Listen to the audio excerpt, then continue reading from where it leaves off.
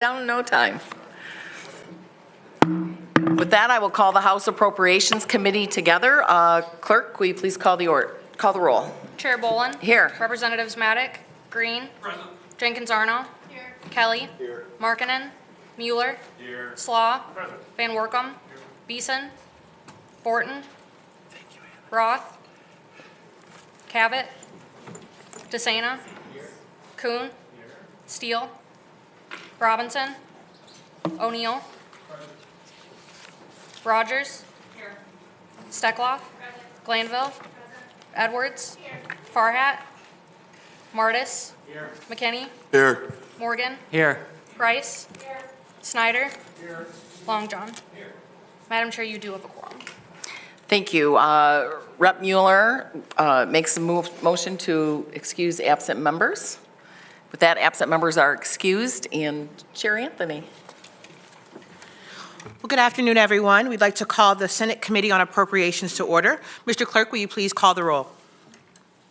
Chair Anthony. Here. Senator McCann. Present. Senator Cherry. Here. Senator Bear. Here. Senator Santana. Present. Senator Schenck. Here. Senator Irwin. Here. Senator Hertel. Here. Senator Kavanaugh. Present. Senator Kleinfeld. Here. Senator McMorrow. Senator Camilleri. Here. Senator Bumstead. Here. Senator Albert. Here. Senator DeMoose. Here. Senator Heisinger. Here. Senator Altman. And Senator Tice. Here. Madam Chair, you have 16 members present. You have a quorum. Thank you. I move to excuse absent members from today's meeting. I believe that's supported by Senator McCann. Without objection, absent members will be excused from today's meeting. We'd like to thank Chair Bolin for hosting us today in the House Appropriations Committee room. I'm no stranger to this room, having served on the House Appropriations Committee. So it's an honor to be here, and I look forward to the presentation. Without further ado, we'd like to turn it back over to Chair Bolin. Thank you, Chair Anthony, and welcome everybody. We are here today. Some of our members I know are traveling, so some may be by Zoom, so we will allow for questions from them. And with that, Director Flood will invite you up to open up with your presentation. We look forward to hearing the exec recommendation. Thank you so much. Good afternoon.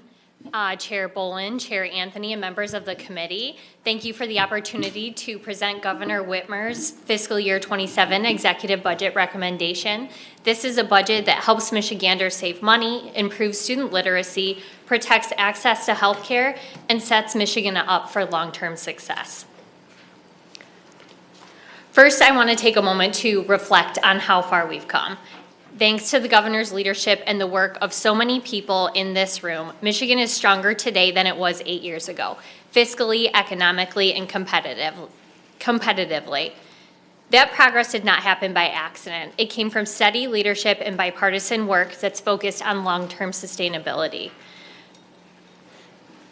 Education. The commitment to Michigan's kids has been just as deliberate. Free pre-K for every 4-year-old is now a reality with record enrollment. More than 51,000 children are currently enrolled in the Great Start Readiness Program, and more than 121,000 kids have accessed free pre-K in total.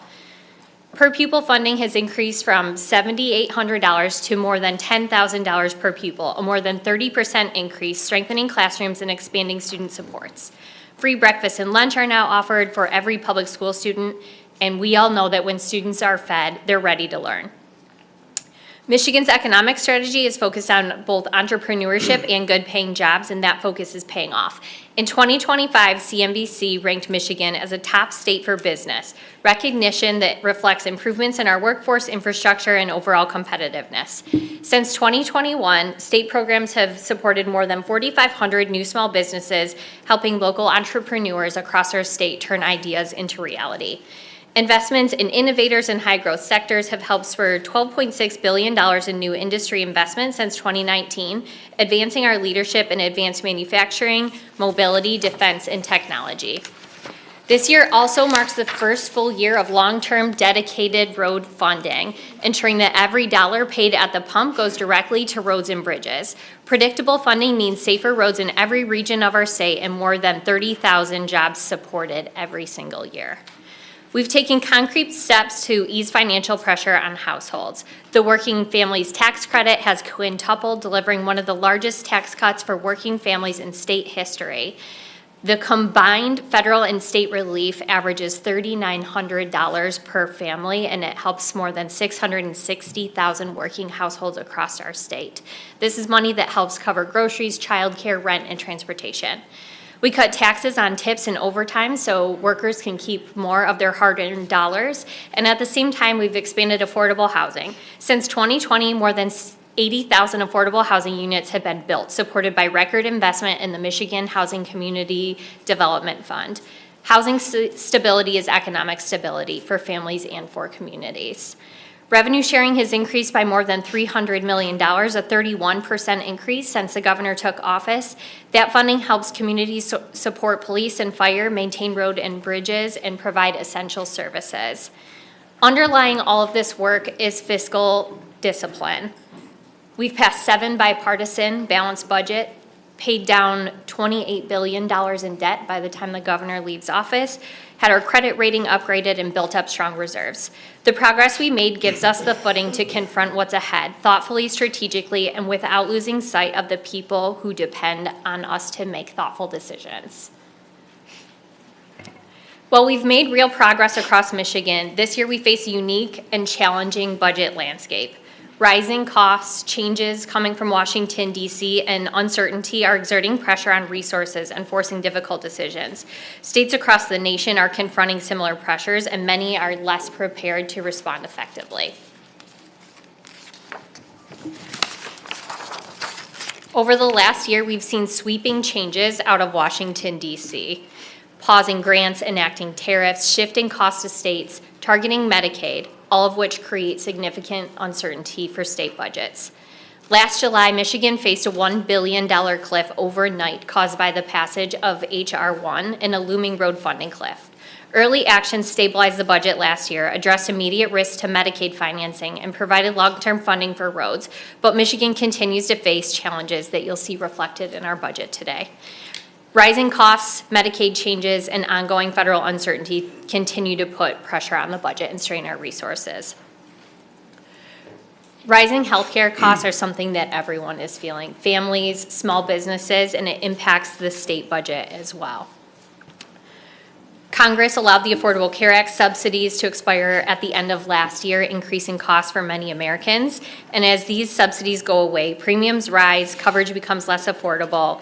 But these changes don't just impact people who are shopping for health care coverage on the marketplace.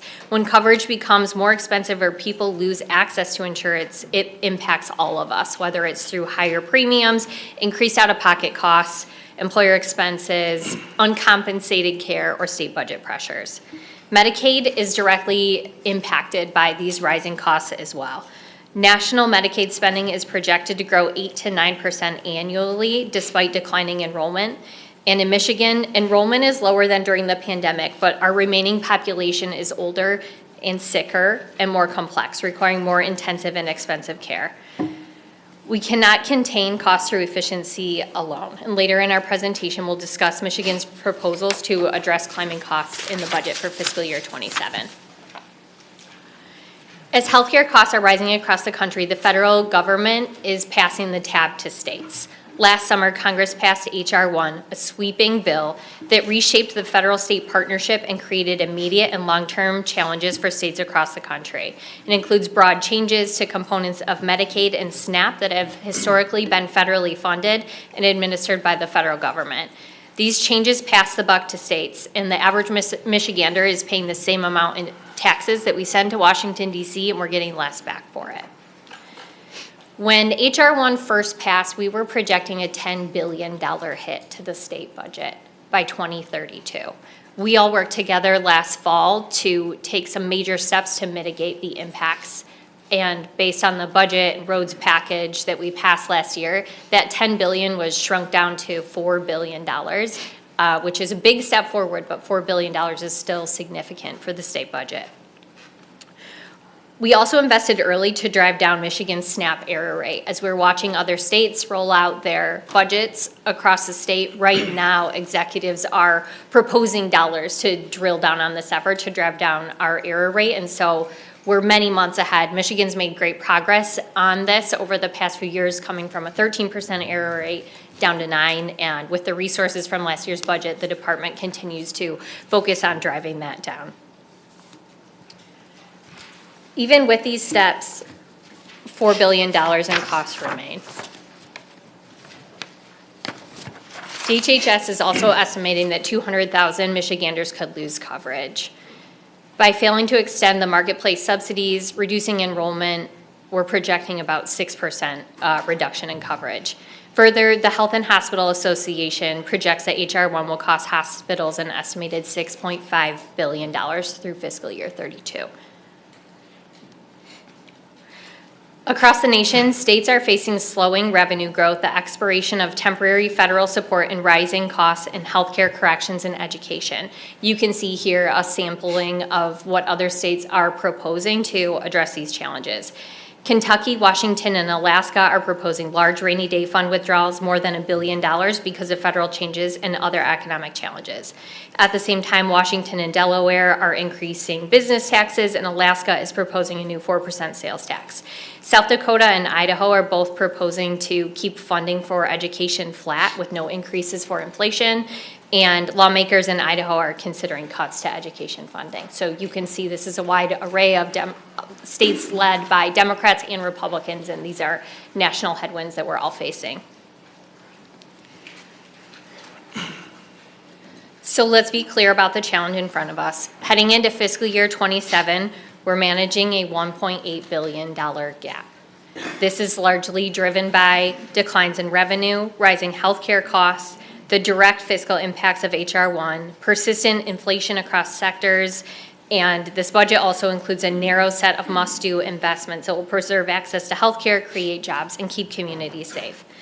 Healthcare costs alone account for nearly $1 billion of the gap that we're talking about here. Federal changes are shifting additional costs to state, and inflation plays a role on the state budget as well. So we can't wish these pressures away. We have to solve them. And as families across Michigan are tightening their belts, the state is too. The budget recommendation we present today makes the most of every dollar we have. It does this through balance and discipline. As you can see here, we're proposing a responsible mix of new revenue, reductions in efficiencies, and drawing from reserves to deliver a budget for the next fiscal year that benefits all Michiganders. In short, we're confronting the numbers strategically and making deliberate choices to preserve what matters most.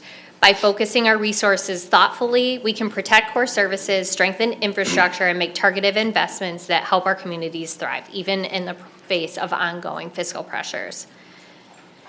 We've got to continue to deliver on what matters most to Michiganders, lowering costs and providing opportunities for savings, supporting education, protecting access to health care, and keeping communities safe. The budget must also double down on fiscal responsibility, maintaining the strategies that have put us in a strong position over the last 7 years. By focusing on these priorities, we can protect the essentials, create opportunity, and continue to deliver lasting results. And today, in his last official duty as Deputy Budget Director, it's fitting that Kyle's going to help close out this portion of the presentation, and tomorrow he will fully be only the DTMB Director, but we're really lucky to have him here and for his service in the Budget Office over the last 3 years. So, thanks, Kyle. Thank you, Director Flood, chairs, and committee members. I know you guys see on the PowerPoint what slide we're on and how many we have to go through, so I will try and be as expedient as possible so we can have time for questions. This recommendation we're presenting today totals $88.1 billion. Of that total, only 16% comes from the general fund, meaning a vast majority of the state's budget comes from resources dedicated for specific purposes. 41% of our state budget comes from federal funds, and 25% makes up the school aid fund, and the remainder is restricted or private funds. As you look at the breakdown of the general fund, it's important to understand what this pie chart represents. In most years, the general fund is where flexibility exists. It's where new initiatives, strategic investments, or emerging needs are typically addressed. But today, more than 80% of the general fund dollars are already committed to core services that Michiganders rely on every day, including healthcare, services to protect vulnerable children and adults, education, and public safety. That means the portion of the budget that is truly discretionary is small, And when costs rise, particularly in Medicaid and human services, it puts immediate pressure on the same limited pool of general fund resources to support our broader priorities. This is why federal cost shifts and rising healthcare expenses have such a direct impact on the state budget. This next chart shows general fund spending over time. This year, the general fund is almost $500 million smaller than last year's enacted budget. And when adjusted for inflation, you can see that general fund spending has remained relatively flat, even as we've made significant investments in our priorities and managed major federal disruptions. This also reflects some of the structural adjustments we made last year in response to the federal changes and rising costs. This recommendation builds on 7 consecutive balanced bipartisan budgets. Our past financial discipline positions Michigan to weather current uncertainties while protecting key priorities. CREC recommended a withdrawal from the Budget Stabilization Fund to address temporary pressures. And this recommendation includes a $400 million withdrawal in fiscal year 27, which is less than the CREC calculated. Even with this withdrawal, sound fiscal management throughout the governor's term means our reserve balances have more than doubled. Strategic use of reserves allows the state to maintain critical services and investments, even without compromising, even in a challenging budget environment.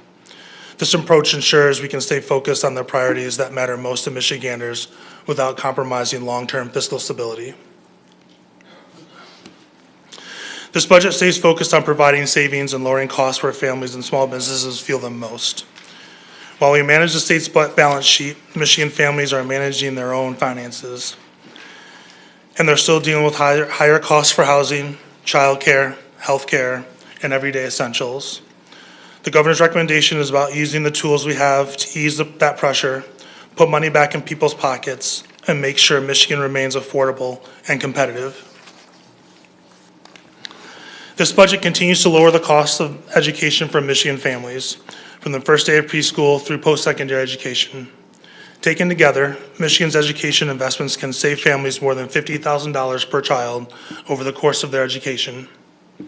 Free, high-quality preschool for every 4-year-old represents up to $14,000 in savings before a child even enters kindergarten, while also ensuring they start school ready to learn.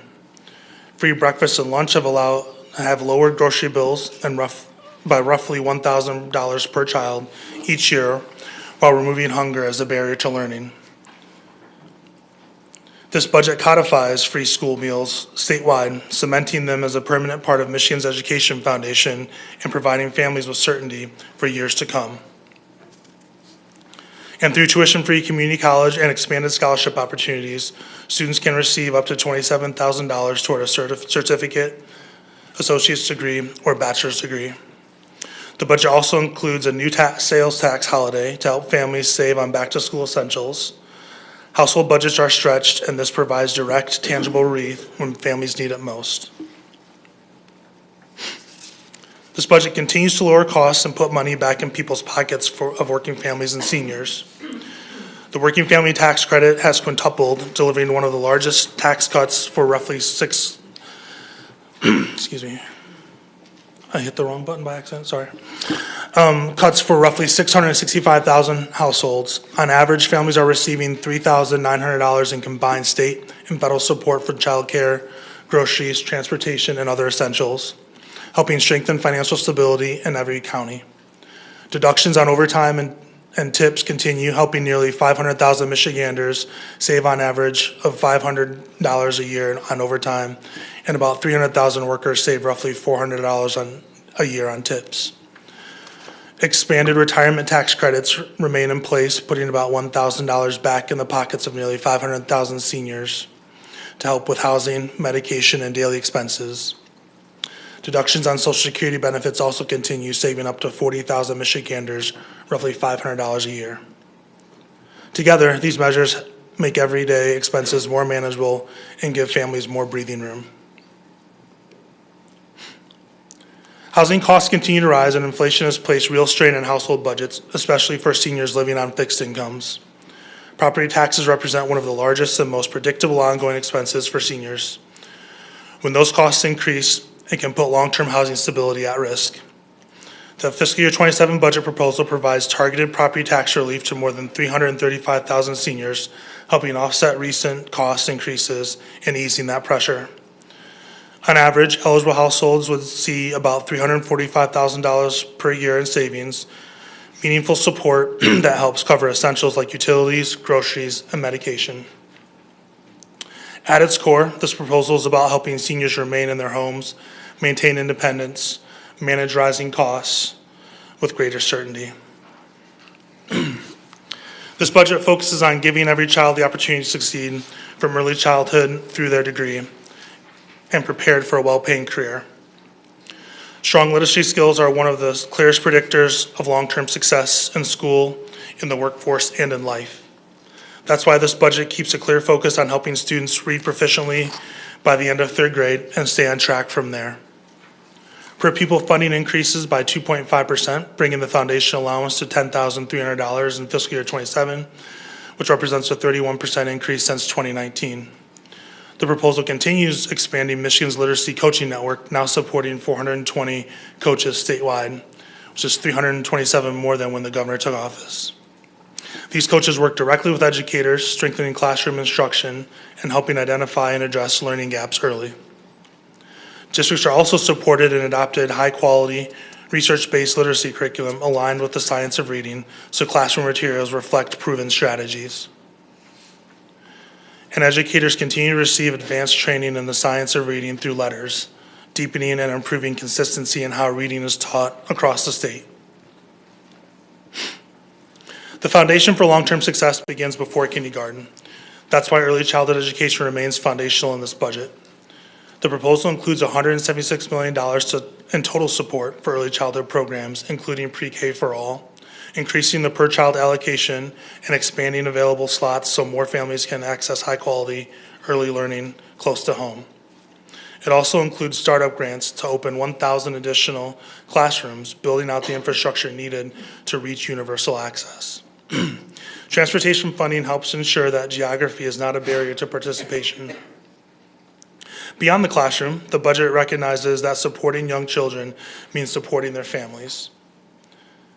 Regional family support investments connect parents to resources, guidance, and early intervention services during critical developmental years.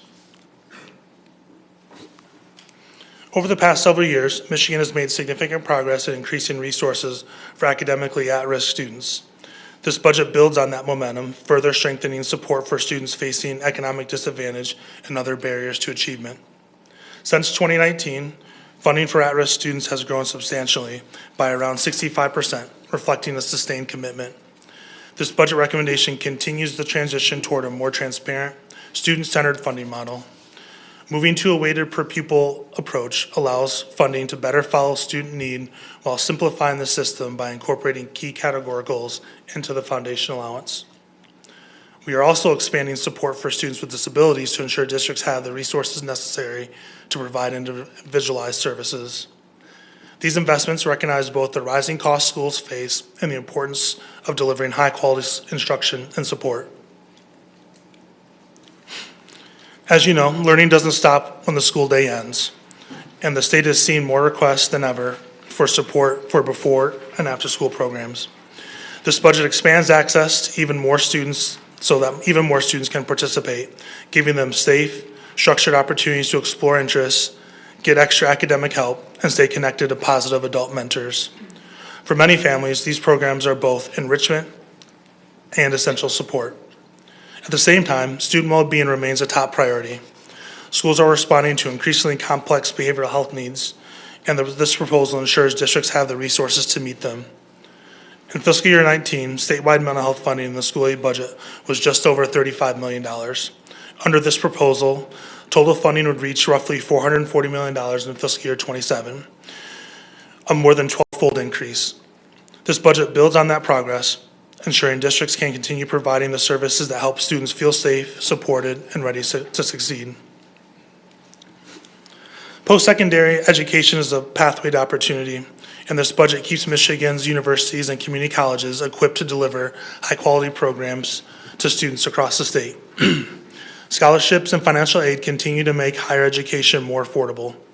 More than 106,300 students have been awarded the Michigan Achievement Scholarship since its inception in 2024, and 128,000 students are expected to benefit each year once the program is fully implemented. More than 66,500 students have enrolled in community college with Michigan Reconnect since it was created in 2021.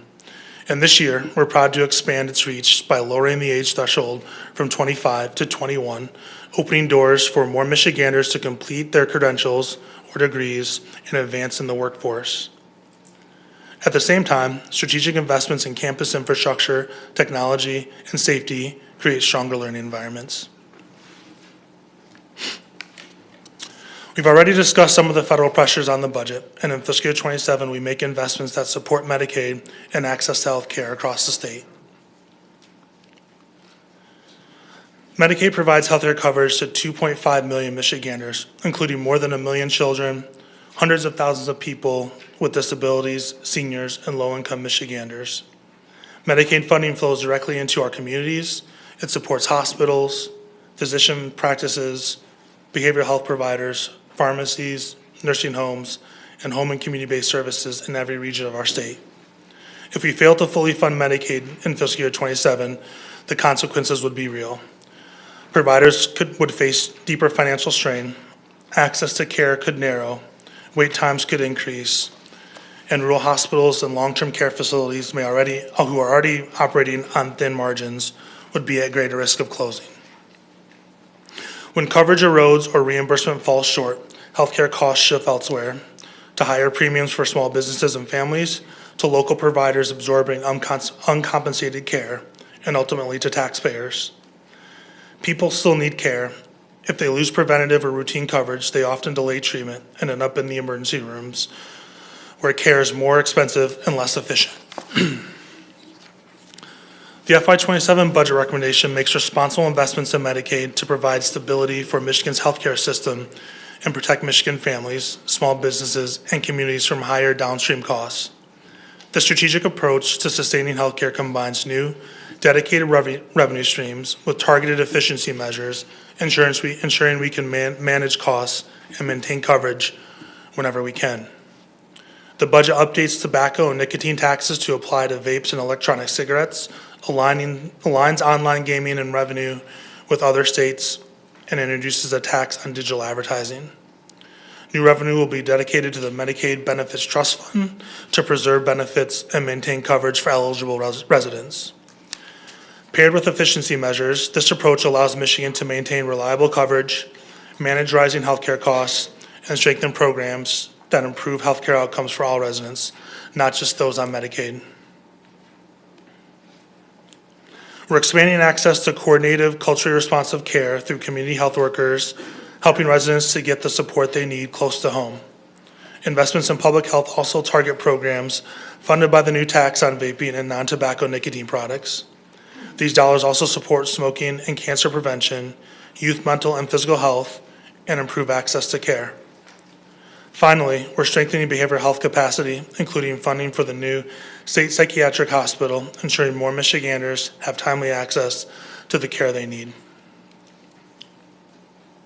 Direct care work is some of the most physically demanding, emotionally intensive work in healthcare. This budget ensures that direct care work remains competitive and workers receive increased wages that keep pace with the state's minimum wage. By sustaining this enhancement and supporting paid sick leave, we are helping stabilize a workforce of more than 160,000 Michiganders. That stability matters because when staffing is short, quality of care suffers. Families feel it and providers face mounting pressure. At the same time, we are deploying funds to strengthen nursing home staffing, training, and quality improvement efforts. These one-time dollars allow us to target support where it's needed most and reinforce standards of care without placing additional strain on the general fund. Together, these investments recognize that quality long-term care depends on the people providing it. If we want safer facilities, better outcomes, and dignity for our fellow residents, we must ensure the workforce is strong, supported, and fairly compensated. As Director Flood shared earlier, H.R. 1 will have a significant general fund costs for the state of Michigan in fiscal year 27. A major driver of that is SNAP administration, where the state cost share rises from 50% to 75% starting October 1. The budget reflects a coordinated, cross-department effort to implement new Medicaid and SNAP requirements, including work requirements and more frequent eligibility redeterminations. These investments support DHHS staffing and administrative capacity, help drive down Michigan's SNAP error rate, providing workforce training and registered apprenticeship programs in LEO, and enhanced data sharing systems in DTMB. Ensuring accurate eligibility reviews and building sufficient program capacity is critical to minimizing coverage losses and protecting access to care for Michigan families, seniors, and vulnerable populations. From high-tech innovation to small businesses across every community, Michigan is dedicated to helping businesses grow, connecting workers with the skills they need, and supporting industries that will drive the state's long-term prosperity. Fiscal year 27 marks the first full year of our long-term sustainable road funding plan, fulfilling the state's commitment to improving transportation for all Michiganders. $2 billion in ongoing funding will support better roads across the state once the plan is fully phased in, with a focus on local streets that people rely on every day. The plan also strengthens bridges, reduces congestion at rail crossings, and supports public transit infrastructure and operations. Beyond improving travel, these investments support roughly 30,000 jobs annually, helping communities grow and thrive while keeping people moving safely. When new resources from the roads package are combined with existing support, over $5.8 billion of state funding for roads, bridges, and transit is recommended in the governor's fiscal year 27 budget. This budget strengthens Michigan's economy and creates opportunities for families, businesses, and communities to thrive. It supports tourism and small businesses by attracting major events and conventions and sustaining the Pure Michigan campaign to draw visitors from across the country. It also invests in key infrastructure, including ports, positioning the state to attract federal and private investment and supporting long-term economic growth. The budget continues to incentivize investment and job creation, revitalize blighted properties, and leverage private capital. Since 2019, these efforts have supported more than 22,000 projected jobs and nearly $10 billion in private investment across Michigan communities. In FY27, we continue to establish Michigan as a national leader in advanced air mobility, bringing innovation, manufacturing, and jobs to the state. The budget invests in aviation, innovation, and drone initiatives in the Office of Future Mobility and Defense and Aerospace Innovation, helping the state continue to cement its leadership in high-tech industries. Maritime manufacturing and defense industries continue to receive targeted support, strengthening jobs and economic opportunity. Michigan competes every day for major projects and job creation opportunities, and increasingly, companies are looking for sites that are ready to go. This investment into public infrastructure builds a statewide inventory of development-ready location and helps prepare sites for future development or redevelopment, strengthening Michigan's ability to attract investment, create jobs, and move quickly when opportunity arises. Michigan continues to invest in arts and culture, helping communities host exhibitions, performances, and creative programs that enrich neighborhoods and make them more vibrant. Since 2019, almost 1,600 organizations have benefited from these efforts. Housing costs continue to strain families and local economies across Michigan. This proposal sustains funding to expand housing opportunities and gives communities greater flexibility to meet their most urgent needs. Together, these investments help build places where families want to live, entrepreneurs want to invest, and residents can thrive, supporting both economic growth and quality of life across Michigan. Protecting Michigan communities remains a top priority, helping first responders, strengthening public safety, and ensuring our neighborhoods remain safe and resilient. This budget continues to provide the resources that local governments need to keep residents safe. Combined constitutional and statutory revenue sharing has increased more than $300 million, or 31% since 2019, ensuring communities have the support they need for first responders, public safety, and emergency response services. Public safety revenue sharing grants provide targeted funds to enhance policing, prevent violent crime, and improve safety in neighborhoods statewide. We are also investing in prevention and coordination, including $2.5 million to continue the work of the Gun Violence Prevention Task Force focused on solutions to make communities safer. Strong, connected emergency response is critical to keeping communities safe, and we continue to support the systems and partners that make that possible. The statewide emergency communications system keeps more than 2,600 public safety agencies connected, ensuring that first responders can coordinate quickly when every second counts. Local infrastructure preparedness funding identifies vulnerable communities and helps reduce risks and costs, supporting proactive safety planning across the state. We're also maximizing additional federal resources by supporting local ambulance partner and firefighter training funds. Michigan's natural resources, our air, land, and water, are essential to safe and healthy communities. This budget continues to invest in protecting them. Since the governor took office, the budget has supported forest management programs, overseeing nearly 4 million acres of state forest lands, timber sales, and generating $26 billion in economic value for our state. Increased tipping fees will reduce the flow of out-of-state trash into Michigan, clean up contaminated sites, and support local waste management. Since 2019, $1.7 billion has helped replace over 170,000 lead service lines and upgrade local water systems, improving access to safe, clean water for 10.1 million Michiganders.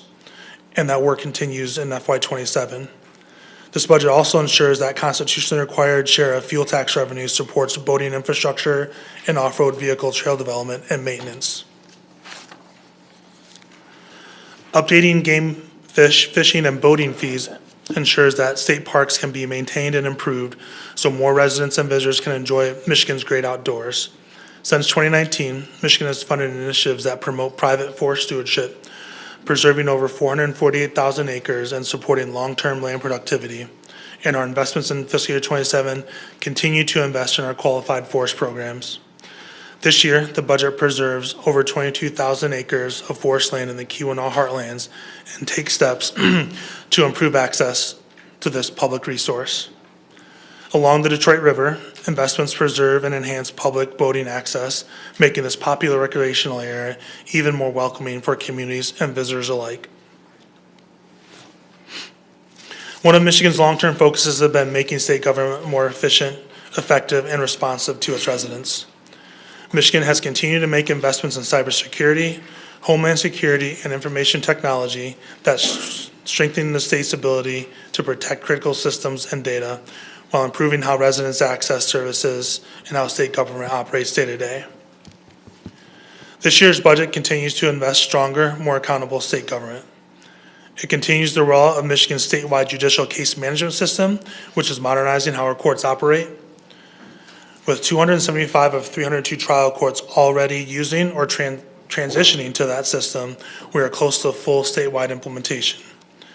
We're also creating an internal compliance and risk management team to improve oversight across law programs, reduce audit risk, and strengthen service delivery. Fraud prevention remains a priority with resources dedicated to safeguarding payments and ensuring accuracy. And the budget supports the Election Equipment Reserve Fund, helping local election officials maintain equipment and prepare for safe, secure elections statewide. In closing, fiscal year 27's budget is about real people and real priorities. Saving money for our families and seniors, investing in education and pre-K through career, protecting access to health care, strengthening our communities, improving roads, and building a strong, diverse economy. It's about keeping delivering for Michiganders, even when the federal government is walking away. This budget reflects careful planning, disciplined management, and a commitment to making the most of every dollar, even in a challenging fiscal environment. We look forward to continuing the work together over the next couple months and delivering a balanced, fiscally responsible budget to Michiganders on time. By staying focused and working together, we can deliver a budget that keeps our promises, protects services, and positions Michigan for a strong future. And with that, we will turn it back over to chairs and happy to answer any questions. Well, thank you very much, Director Flood, Deputy Director. Congratulations on your new position as well. We look forward to working with you in that new capacity. I'll start off with questions. Chair Anthony and I will kind of rotate between the Senate and the House, and we'll try to do the best to get through everybody's questions. But I am most interested and fully supportive of greater efficiencies and saving money. We know, yes, there are a lot of demands on the general fund budget, and there are a lot of demands on working families in their pocketbooks. So can you please summarize how we're getting to the efficiencies if they are being pulled from other appropriated line items, reserve funds, and/or some of the new revenue increases? Sure. When we talk about Medicaid, costs are increasing, like the private sector, for the state budget as well. And so, like we talked about, we're presenting to make sure that we can continue to provide health care to the 2.5 million Michiganders who rely on it. And at the same time, we have to take a look at efficiencies and see what we can do to bend the cost curve. Other states are cutting rates across the board. That's not what we're doing here, but we're saying, let's pull together stakeholders and come together to identify 150 million in efficiencies so that we have sustainable Medicaid funding going forward. In addition, there's some other efficiencies throughout the budget. A couple that I can mention, we're recommending consolidating a few of the state police forensic labs. No layoffs of any workers, but moving workers into newer facilities and savings there. We have efforts on rural development in 2 different departments, both MDARD and LEO. And so in this budget, we're consolidating the Rural Development Fund and Board, which has been at MDARD, over to LEO, and combining that with the Office of Rural Prosperity, which will also be common sense for the stakeholders who are focused on rural development to have a one-stop shop. Thank you, Chair Anthony. Thank you. Thank you for the presentation. Admittedly, it was hard to even listen to the latter part of the presentation because I was so focused on the beginning, in which, Director Flood, you talked about the impact that the Trump administration and Congress and their actions and how that has impacted our state's balance sheet. H.R. 1, the big beautiful bill as it's sometimes called, you focused on the fact that it has impacted Michiganders' health care, which I think is how we're trying to solve some of those pieces with the revenue and efficiencies. But I take a broader view of this. I think about the impacts of tariff policies and how that has impacted our auto industry as well as family farmers. I think about our manufacturing industry. I think about the job losses, the impact of the big 3. And even this week, the notion that we would not open the Gordie Howe Bridge and what that would mean for our state's economy. And we can talk about efficiencies, we can talk about tightening our belts and increasing revenue, but we also need to pause to think about the fact that there were decisions made at the federal level, and when I look at who is holding the bag, it is people, Michigan's families, and where my question is going to land is it's also impacting local governments. Now, I know in the presentation we talked about revenue sharing being flat, but can you talk about some of the other ways that will try to help local government survive this? Many of us came from local government, and we know that some of the essential services that Michigan's families rely on come from local government. And we have, just disinvested year after year after year, and now we're seeing kind of the chickens coming home to roost. And so I think before we start talking about any investments anywhere, level setting the conversation around the fact, I think, Kyle, you mentioned that at the end, it was hard to hear, but I think you said the federal government has basically walked away from Michiganders. And I don't think that any conversations, any budget negotiations can begin until we have that recognition that this was by design, that states across the country are cutting billions and billions of dollars from essential services because of those decisions. So can you just talk a little bit about how you talked about how we're safeguarding some portion of the resources that Michigan families rely on, but just talk a little bit about local governments. Sure. And we did focus a lot today, given that it's the state budget presentation, on impacts to state government. But as you mentioned, there are a lot of impacts beyond that. I saw a report from the Tax Foundation this week that tariffs are expected to hit the average American household at a $1,300 cost this year. So families are feeling these changes.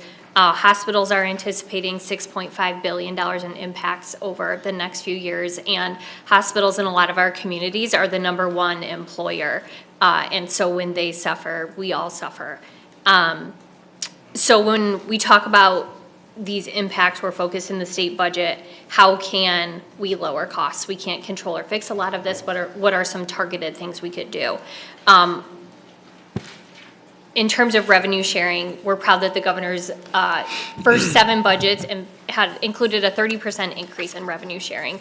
And we know that communities are struggling just like the rest of us. And that's why it was important as we looked to property tax relief, which I know is important to many people in this room. We looked to find a creative solution that the state was bringing to the table and didn't impact local government to rely on the property taxes.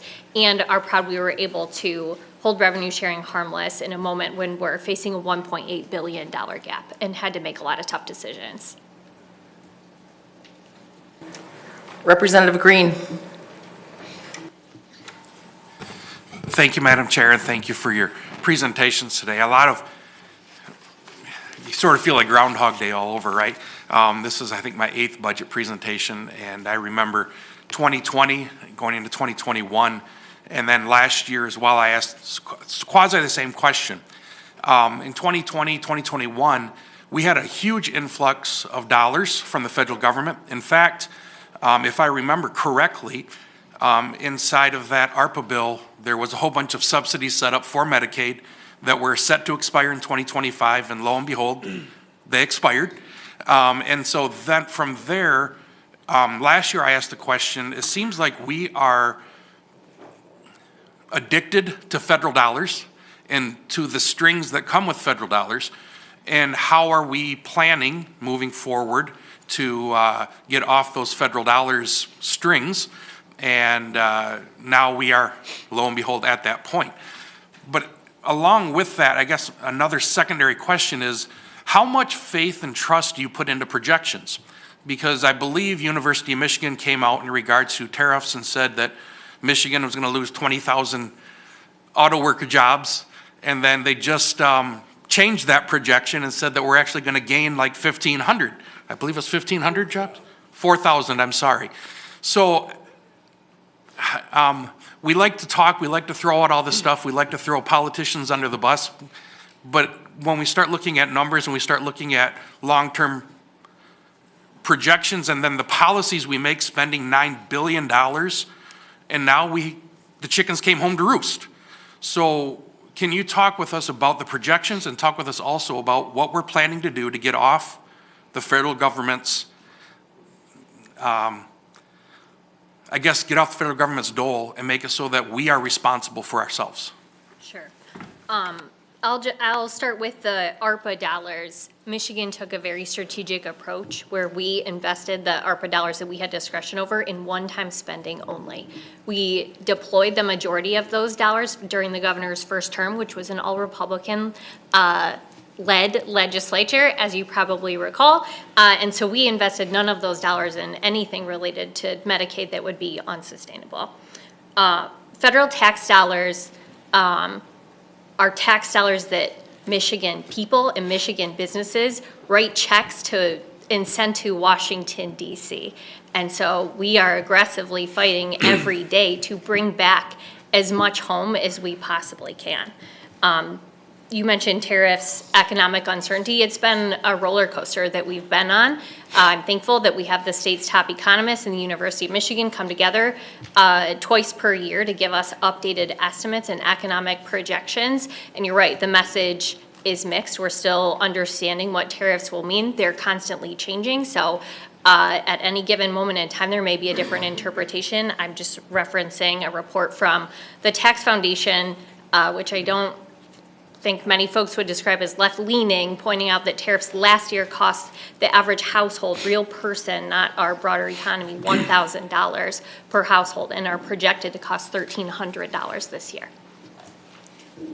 If I can also add too, calendar year '26 is when a lot of those ARPA dollars run out. The state has to have that spent. A lot of those dollars were flow-through dollars to entities like schools and local communities for infrastructure projects. So places are gonna start feeling the effects of those dollars right now at the end of this year. Services in schools are gonna cease. A lot of that was for staffing and stuff. A lot of it was pandemic response stuff that no longer may be needed. But there's a lot of infrastructure dollars that were going to schools for, or going to local communities for infrastructure projects that, because of supply chain things or other barriers, aren't getting done and won't get done, and that money's gonna go back to DC, and we're not gonna realize the benefits of those dollars that are invested here in Michigan. Rep. Green, did you have a follow-up? I feel like we're boo-hoo-hooing when we knew this was coming. We're saying all this is going away, but we knew it when it was given to us. And I feel like we weren't prudent. And I've been here for 8 years, in this spot for 8 years. I feel like we weren't prudent. And now we're going, oh, crud. Now what are we gonna do when we knew it was coming down the pike?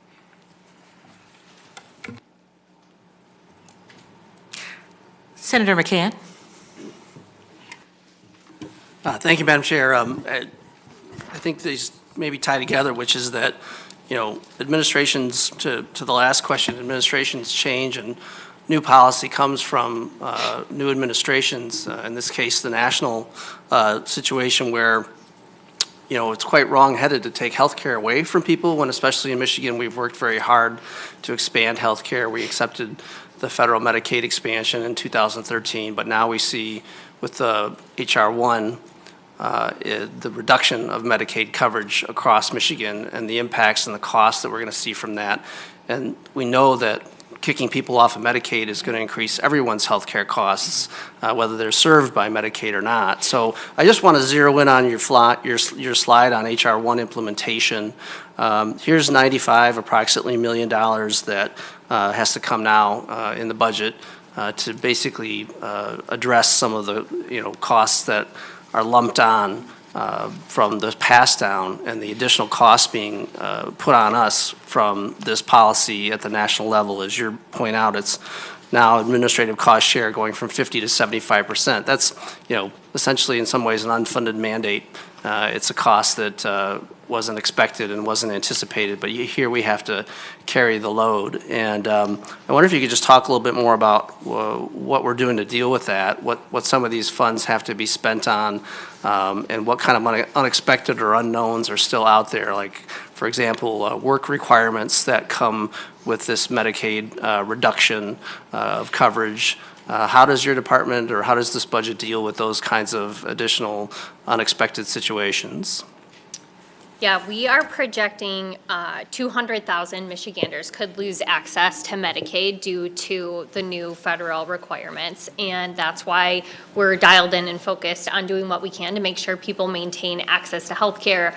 We've got some work groups pulled together across state government, DHHS, the budget office, DTMB, looking at what technology exists to better share information between departments, as well as LEO and from a workforce development angle. So we're taking a comprehensive approach to make sure we do everything we can to support people and maintain access to health care coverage.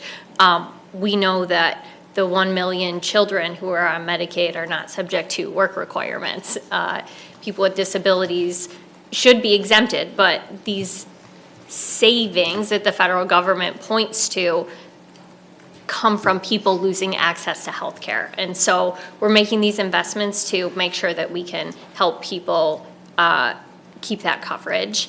The timing is difficult. We're here presenting the budget today based on statutory deadlines. We're not expecting to get federal guidance on work requirements until June 1st. And so states are sort of left hanging to try to figure it out and do the best they can and put the pieces together on a short timeline. But we'll remain nimble and in touch with Washington, D.C. Thank you for that. Along those lines, Director Flood, you did take us back to the COVID budget years, and we worked together across the aisle, and I think we were very prudent in our decisions to make sure that we were using COVID money for one-time spending. That resulted in a $9 billion fund balance in the general fund, which we now no longer have in reserves, and it could have helped in times like this for our roads plan. But I think that while the cost of care is going up, we need to make sure that, yes, absolutely supporting the most vulnerable. I have some concerns about the advance tax credit having gone away. But you mentioned about efficiencies in the Medicaid program. So what are we going to do to make sure that, one, that we don't have people that are not eligible, so we don't set ourselves in a situation where we are actually being penalized and have to pay the federal government back?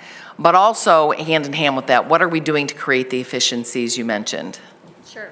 On reserves, we were looking back at the budget stabilization fund balance, and in 2002, the balance was 2.2 million. Today, we've got 2.2 billion in the BSF. We've got a school rainy day fund of 500 million, and we have other reserves in the school aid fund of 832 million. So I'm proud that we've been preparing for challenging budget times and extreme pressures. This budget continues paying down debt ahead of schedule. When the governor leaves office, we'll have paid down $28 billion in debt. So I think we've been very fiscally responsible. This budget continues that. As it relates to Medicaid, states across the country are slashing rates for providers. That's not an approach that we're taking with this budget.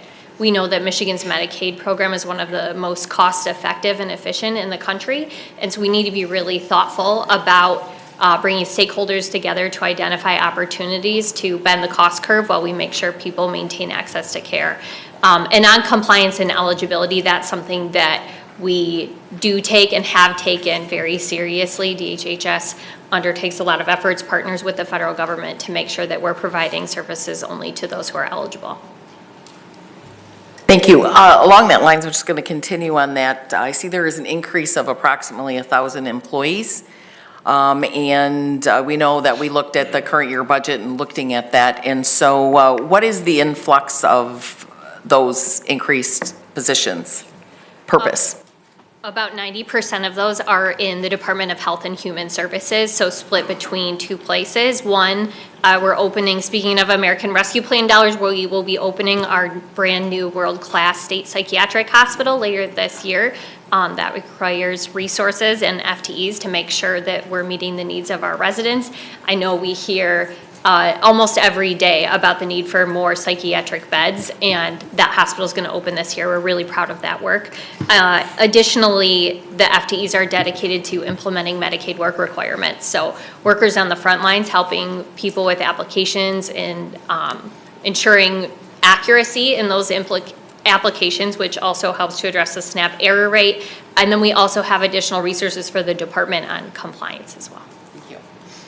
Thank you. Director Flood, you may want to put together like a 1 or 2 pager to explain how we used one-time federal COVID dollars for one-time needs, just to reflect members, just to, level set the understanding for members on the Appropriations Committee, just so that we don't continue to uplift a talking point that we blew $9 billion on waste, or that these were misappropriated funds for ongoing needs. So if your office could maybe just work on something just to level set that understanding. Senator Kleinfeld. Thank you, Chair. First of all, I just want to set the record straight on something. Michigan's been a donor state. So my family's from Montana, and when I go out to visit, they laugh and they joke with me and they say, "Thank you, Michigan." Because they're not a donor state, they're receiving the funds that we send to the federal government.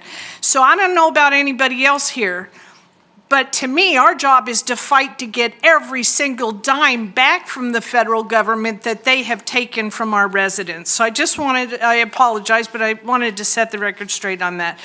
Also, the new revenue, every single one of those things listed, we tried at some point to attach during the road package discussion, and they went nowhere. So I don't have a lot of optimism on where they're going to go. So I am looking forward to your plan B on that $700+ million, because I don't know exactly how we're going to deal with that. But my question is with regard to the 10% tax cut on the properties for the seniors. Two things. The first is seniors aren't downsizing because of the pop-up, which means families that are growing can't upsize because of the pop-up, and new folks can't get into starter homes because of the pop-up, and that seems to be the #1 issue with regard to property taxes. And rather than tackling that, we're doing just the straight 10% for seniors, whether they're downsizing, upsizing, or staying where they are. But could you explain how you're making whole local units of government and the schools and the counties on that? Could you explain the mechanism for that? Thank you. Yes. Thank you, Chair. On the revenue options, the ones that are presented today have direct connection to public health, and so we think that that makes sense when we're talking about sustainable funding for Medicaid. And as you mentioned, they were discussed during the road funding debate, so I think there's some bipartisan support for a lot of those options. And the good news is today is day one. Here's our proposal, and the legislature will have an opportunity to put forward your own plan. We look forward to working with you and seeing what that looks like. The property tax proposal that we included, I know rising property taxes are a concern for families across the state, especially young families. Addressing the cap when a property transfers hands impacts local governments and schools. In our budget, we wanted to ensure to hold locals harmless, and so what we proposed is an income tax deduction for seniors based on what they pay in property taxes.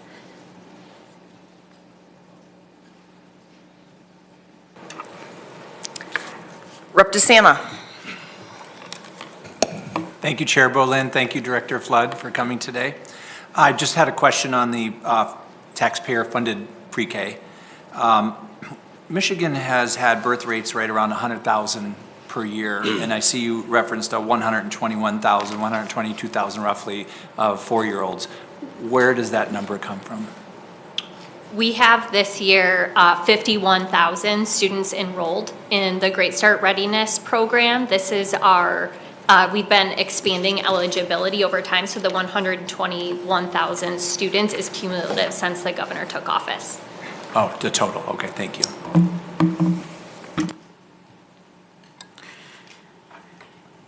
Senator Irwin. Thank you, Madam Chair. Thank you for the presentation. One of the challenges that our residents face here in the state of Michigan is how they can age in place. We know that there are a lot of people in our state who want to stay in their homes as they age. We know that they'll be happier. We know that they'll be healthier. And maybe here in the Appropriations Committee, it's important to mention that we also know that it will cost the state of Michigan less if they're allowed to age in place. But unfortunately, we've set up a system in our state such that the people who provide home-based care are provided such a pitifully low wage, such an embarrassingly low wage, that there are residents all over our state and every one of our districts who are eligible for home-based services, but who can't get access to those home-based services because there are just not simply people who are willing to do that difficult, intimate, emotional work for our seniors to keep them safe for a wage that is less than they can earn in any other entry-level job. So I see that within your recommendation here, there is some attention to that important need, and I want to invite you and ask you to talk a little bit about how this budget recommendation will attend to the people who depend on this service and the people who provide this critical service. Thank you. Direct care workers have some of the hardest jobs in our state, and as a member of the sandwich generation who helped family navigate a complex health issues last year. With a 2 and a 4-year-old, I can speak firsthand to the challenges that people across our state are facing in the work that those direct care workers do. And so I'm proud that we came together in a bipartisan way during the pandemic to provide a boost to wages for direct care workers across the state. We've continued to fund that to make sure that they're making more than minimum wage. They deserve much more than that. But in this year's budget, we are including $3.40 uplift on top of the minimum wage, which will get the direct care workers to just over $18 an hour. It was important for us to do that even in this difficult budget year because the services they provide are so critical. Kind of changing the trajectory a little bit. I have a question about the letters, and we've made some investments this year, and more investments are being planned in the recommendation. But could you give us an idea when you think the training will be completed, and also if there are any opportunities for math and science performance support? Sure. We have made record investments in literacy over the governor's time in office. It's been a priority since day one, and I think we've made some great progress together in building bipartisan support, especially over the last year and a half, for the science of reading and evidence-based approaches. Letters training is a really important tool when it comes to literacy and making sure educators have the resources that they need to help kids learn. So in this budget, we have a letters investment that we're proposing. We look forward to partnering with districts to roll that out and implement it. I'll just add too, I think, that this investment continues to add, to build on what we've been doing. I think, obviously in the teaching profession, there is a turnover rate, so I don't think we'll ever be done, right? Because we're gonna have new educators entering the workforce every year. But we are making strides, and as a percentage, the number of educators that are trained is increased. And I think on the numeracy front, this budget also includes $12 million to support mathematics education on two different fronts. There's a $3 million for professional development, specifically on numeracy, and then another $9 million that supports essentially literacy coaches, but numeracy coaches at ISDs to work specifically with districts in the same kind of fashion as literacy coaches, but for numeracy. Senator DeMoose. Thank you, Madam Chair. Director Flood, our jobs are kind of unique here. We're sort of paid to think in the big picture of things and locally. And, on the big picture, I will tell you that I have a hard time reconciling in my head any tax increases when we're talking about spending $88.1 billion. And I wrestled with it, whether they were tax increases last year for the roads plan or whether it's these things in the face of watching our families struggle with everything being affordable. But the other part of our job is to be real specific and local here. And one big, so I'm going to drill down there. One big deal to us in northern Michigan has always been school transportation. And sometimes it's hard for people around the state to understand, but we have kids who ride the bus for an hour each way routinely. And I wanted to know whether you took into that we've done things and then taken them away and done them and tried different things throughout the year. Does this budget reflect any of these extra costs, which can be huge? Yes, this budget includes $125 million for rural transportation because we know some of our rural districts face extraordinary transportation costs, and we want to make sure that we're helping to support them. Representative Farhat. Thank you, Chair, Director. Good to see you all. I want to ask a question that's informed by a story of mine. I have a constituent. His name is Mike. Mike is 30 years old. He's lived in Michigan his entire life. He works a 9 to 5 at his locally owned family fashion store in West Warren, Detroit. And he wants to get married. He wants to buy a house. But every month, at the end of the month, he gets a fat bill of about $1,000 a month for his mom's health care costs. And so he's started Ubering now to make up for extra income to help defray those costs and continue to live a dignified life. That's very concerning for me that right now with rising healthcare costs, young people are being squeezed out of other opportunities and older folks are being denied care if they can't afford it. What in this budget would you say is a silver lining for them? I mean, what would you say we're doing here to put pressure to try and bring down these costs, given the fact that the feds have just washed their hands clean, and people like Mike, who relied on the federal government to help out, are now being told to pull themselves up by the bootstraps even more than they already are? Yeah, rising healthcare costs are a challenge for everyone. I know that we hear SBAM talking frequently about it. My parents are small business owners, and they've talked about the premium increases that they're seeing. And just like it's a problem for families, it impacts our state budget too. So the healthcare space is incredibly complex. There are different ideas about solutions out there. I think we're willing to work with anyone who wants to get serious about things that we can do here in the state. One thing that is included in this budget is ensuring that we continue to draw down our federal Medicaid dollars that were put at risk last July. When reconciliation passed, we were in a position where overnight the administration in DC could have pulled the rug out from underneath us, and we would have lost $3 billion in Medicaid, which is unfathomable and would have impacted every family, neighborhood, community across our state. And so included in this budget is the fix that we all worked together on last year. I'm really proud of that bipartisan work. Representative Van Workum sponsored the bill, and we're appreciative of that. So we've taken some steps here, and continuing to make sure that our Medicaid program is sustainable is going to be really important in terms of what the state can do. Thank you. Representative Snyder. Thank you, Madam Chair, and Director Flood and Kyle. I can almost see you around this pole here. First, I'd like to echo the sentiments of Chair Anthony and what we're experiencing from the federal pinch on our state budget. But two questions. First one being in regards to the property tax rebate for seniors.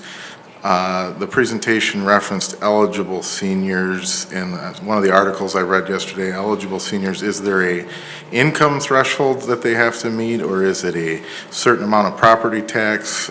Is there any more details on that? I want to confirm details. There is an income cap, and I believe the tax credit is based on a cap at $71,000 in income. Okay. I really look forward to working together on that in some way, and especially our seniors who are experiencing these rising healthcare costs. I do think that there's some merits to that. But being from the deepest water port on the Michigan side of Lake Michigan and having an over 150-year maritime history in my community, we've heard a lot of pushes before for more shipping investments in the maritime industry, and I know this budget includes two different $5 million, one ongoing, creating a new office to coordinate some of this port activity, and then a $5 million one-time for maritime manufacturing. Can you speak a little bit more to that? Where will that office be set up? I know that MDOT has some role in seeing some port operational funding currently. Is that going to be taken over by that? Is that going to be within MDOT, or can you just speak more to that? I can speak to the manufacturing portion, which is we think is really cool. So this was a partnership that we've had with the federal government on kind of building capacity in our state for folks that are and young people who are interested in that type of manufacturing, and there's a real need nationally for folks that are into shipbuilding, and so the feds funded that for a certain number of years. That money's now going away. We see value not only in helping support those young people, but there is an industry there, and working with community college to help support, continue to support that sector. It's part of our growing defense base here in our state economically, and so we think it's a good way to invest dollars. I think on the office front, I think it's a combination of Leo and MDOT, but we can definitely follow up and get you more information. Great, I look forward to that. I know in Muskegon we've made some significant investments over the last year at the city level in in drawing more port operations to our, we have the deepest water port, so the city themselves have made some significant investment, and I look forward to finding ways to make that work. Thank you, Madam Chair. Senator Albert. Thank you, Madam Chair. Thank you, Director Flood. I guess, Madam Chair, I'll start with, just to clarify, I partially agree with the statement you made about the balance fund dollars and the COVID dollars. They are unrelated. I do agree with that. I think the point people are trying to make is that 3 years ago, we had a balanced surplus of funds between school aid fund and general fund of about $9.2 billion. Governor Whitmer and the Democrat legislature, after a short period of time, 93% of those funds were no longer there, available to spend. So that's the point people are trying to make. It would be really nice if we had those funds right now. I think everybody would agree with that.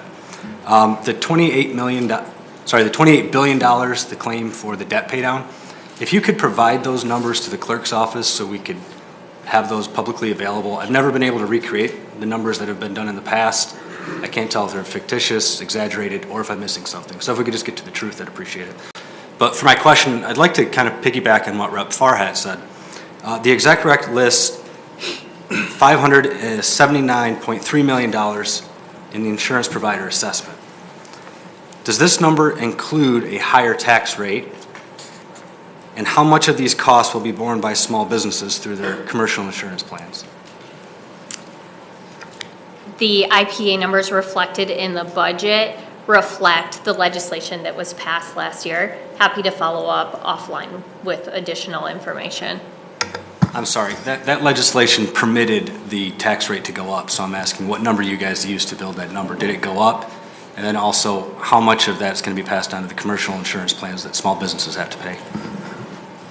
HR 1 changed what tools we had available for Medicaid financing. We worked together with Republicans and Democrats in the legislature to make sure we could continue to draw down all of the federal funds for Medicaid. It's a bill that had broad bipartisan support. This budget reflects it, and I'm happy to follow up with you on additional information about what that looks like. On the debt pay down, I've seen the spreadsheets. I'm happy to provide them to you. And then on the one-time ARPA dollars, I did just want to flag there's a deadline for them to be spent. I think Kyle mentioned that December 31st of this year. So it was important that we deployed those dollars out into our communities, put them to work, got shovels in the ground, people working in jobs while we had the window to do that. Representative Morgan. Thank you, Madam Chair. Director, thank you so much for this presentation. I'm very happy to see the long-term roads and transit package funding included in this budget, and really want to note that that's the one area of this budget that is looking pretty strong in the face of a lot of other uncertainties. And that's the area that we all came together to work on in a bipartisan way to solve the problem rather than just continue to look at it. Looking at that new funding, I also want to note that it certainly could be included in your cost savings section, because as we all know, Michiganders are going to save money through the increased options to get to where they need to go through transit, and they're going to save money in their pocketbook with reduced costs from driving on our roads as we start to repair those roads over time, particularly our local neighborhood roads. But my question is if you could share with us a little bit more about how those dollars are going to be impacting our communities, particularly around that transit piece, around what total amounts are we looking at for public transportation investments through that? Thank you. Thank you for highlighting that. We've talked a lot about the challenges facing our state, and last summer, after we were facing an immediate overnight $1 billion hole in our budget, we're facing a road funding cliff, bipartisan legislature divided legislature for the first time in many years. We had a lot working against us.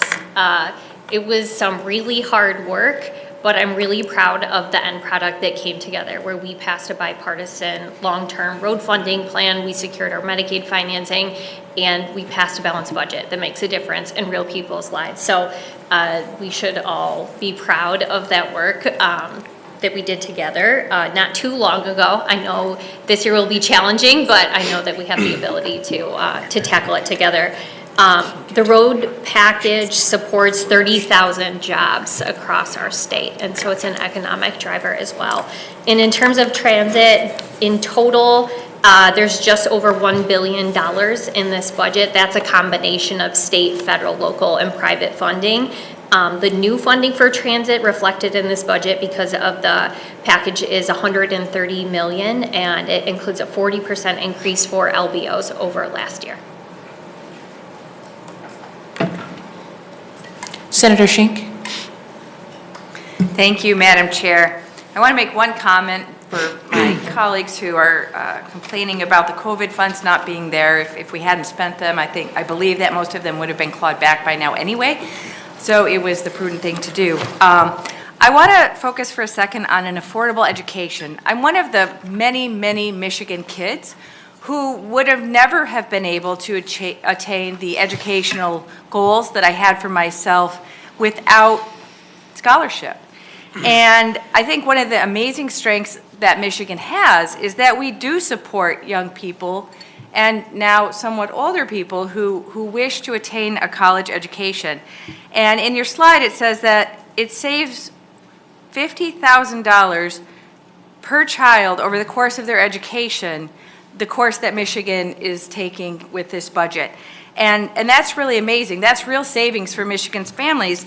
And then also the Reconnect at 21, that gives a second chance for people to make a job switch or to go back to college. And, you know, without the support that I got back in the 80s, I probably wouldn't be here. And I believe that whether they're willing to say it or not, that probably applies to many of my colleagues as well. I wonder if you could talk a little bit about how many people are taking advantage of those programs and what it means for families in Michigan today.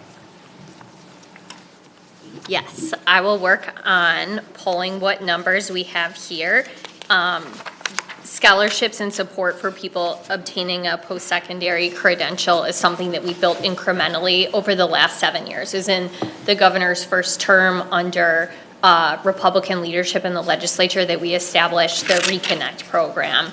At the same time, we established the Michigan Achievement Scholarship, so expanding to 4-year. We know that investing in those scholarships doesn't just save money for families, but it can change the lifelong trajectory of income and opportunity for the person who obtains the degree, their families, and future generations. So it has an enormous multiplier, and if we don't have numbers at our fingertips, we can follow up with you. Here's Reconnect. More than 66,000 students have enrolled in community college with Michigan Reconnect, and 100,000 plus students have been awarded the Achievement Scholarship. Yeah, that's right, since 2024, yeah.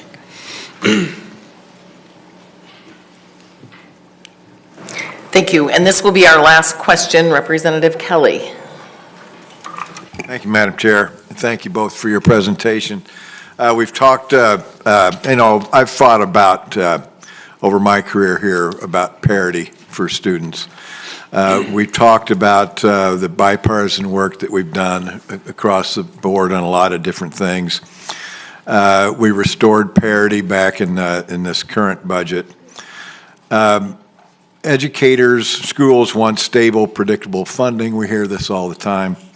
So again, you're back to this obsession with reducing cyber schools as well as non-public support. Who does this help? The budget that we're presenting today reflects the cost of educating a child, and we know that brick and mortar buildings have higher costs than cyber schools, and that's what we're proposing today. But parity isn't about costs, it's about access, and it's about students. Where a student chooses to go that's best for he or her, that's what we should be about, not about where they choose, or the ones that they go that are non-union supported. That's basically what this comes down to. If a student is non-union supported, you don't care. True or false? False. Then how's it? So back that up. Back up your statement with a truism about parity. We've made record investment in our kids working together. Every education budget that the governor has signed has been bipartisan. We've increased the per pupil allowance for traditional public schools, charter For schools. union-supported children. We've increased funding for all children in our state. We're really No, proud of the work we that did we've in done. this budget, but now you're going back to this well again, this dry well, and want to ding people's choices once again. There are non-union public charter schools, right?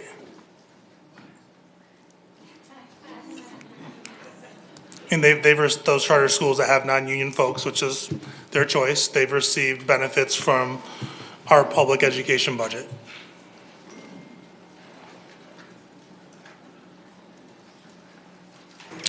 All right, I want to thank everybody for being here, your attention, all the committee members.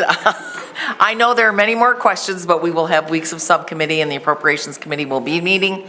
I just want to personally thank you, Director Flood and Deputy Director Kyle, very much for your presentation today. And I would just say, I too am very proud of the joint work we did working on this year's budget, where we did cut waste, we implemented the Working Families Tax Credit, we put almost $2 billion to roads, we addressed high costs of healthcare, and yes, indeed, there is more to do. We got a very good jobs report today. We had Cruck come out and talk about the impact of tariffs. But I look forward to working with you to make life more affordable, taking care of our own, addressing the healthcare divide between rural and urban areas, and certainly in education and reducing the red tape. So with that, again, thank you very much. And with that, the House Appropriations Committee is adjourned. And everyone, hold on now, wait a minute. I too would like to thank Director Flood, Deputy Director Garant, Chair Bolin for holding this meeting. Even the conversations that we were having here just reminded me that we have 140 days. We have 140 days to pass a bipartisan budget, to get it to the governor's desk within the allotted time that the law requires. And while we did pass a bipartisan budget last year that included a sustainable roads plan, I think we would be kidding ourselves if we thought that last year was a successful process. We did not meet our statutory deadline. We left local governments, we left school districts, we left nonprofits and the business community with uncertainty, with chaos, with unprofessionalism, sometimes with name calling, that was below the institution, that was beneath us as professionals and as lawmakers. So my charge today, and it will start with myself, is that I am recommitting myself. I'm going to ask the senators that are here to also rededicate yourselves to being professional, to being prepared for negotiations, to making sure that if we have to have sometimes difficult conversations, that we first work with each other, regardless of political party, to get things done for the people of Michigan. Because I don't want another embarrassing budget negotiation. I want folks to look at the lawmakers that they elected to serve and say, we're proud of what came out of the Capitol. Because that's what our people expect of us. And that's what they deserve. And what we saw from this presentation is that this is going to be a very challenging year. We can place blame wherever we want to place it, but the reality is the numbers don't lie. And so this is going to take a lot of courage from all of us. So I'm excited about this process. I look forward to working with everyone. And with that, Senator McCann moves and Senator Bumstead supports that we adjourn the Senate Committee on Appropriations. Without objection, the committee stands adjourned.